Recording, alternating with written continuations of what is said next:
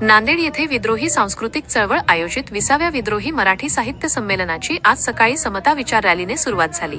समता विचार रॅलीत संमेलनाध्यक्ष कवी लोकनाथ यशवंत, मावळते अध्यक्ष अशोक राणा, प्रतिमा परदेशी, किशोर ढमाले यांची उपस्थिती होती। समता विचार रॅलीत आदिवासी नृत्य सादर करणारे कलावंत, शाळकरी मुलांचे लेझिम, पारंपरिक अनोखे वाद्य, महापुरुषांच्या वेशभूषेत विद्यार्थी सहभागी झाले होते। समता रॅलीनंतर संमेलनाचे उद्घाटन करण्यात आले। समीक्षक बजरंग बिहारी तिवारी यांच्या हस्ते समाजव्यवस्थेची प्रतिकात्मक उतरंड फोडून उद्घाटन करण्यात आले।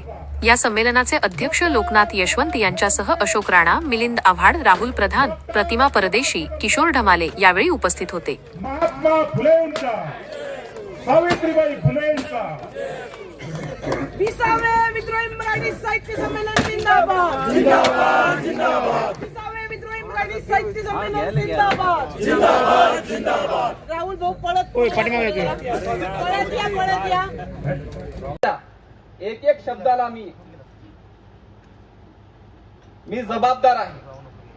त्याच्यामधलं कोणाला काही पटो अथवा न पटो, ते कोणाच्या तरी खुशीसाठी किंवा कोणाच्या तरी विरोधात म्हणून नाही काम करतो, त्या विचारधारेतून हे माझं भाषण आहे। ह्या भाषणाला आपण जरूर वाचावं। आणि शेवट करत असताना काल रात्री आपण सर्वांनी प्रयोग पाहिला।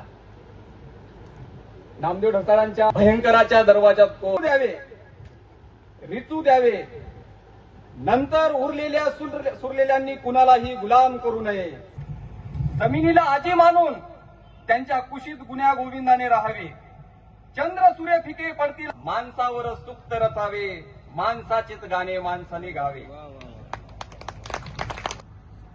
आज देशामधली जी परिस्थिती आहे ती परिस्थिती अत्यंत स्फोटक परिस्थिती आहे। म्हणजे भारतातली परिस्थिती आपण बघू नका, एकूण जर जगातली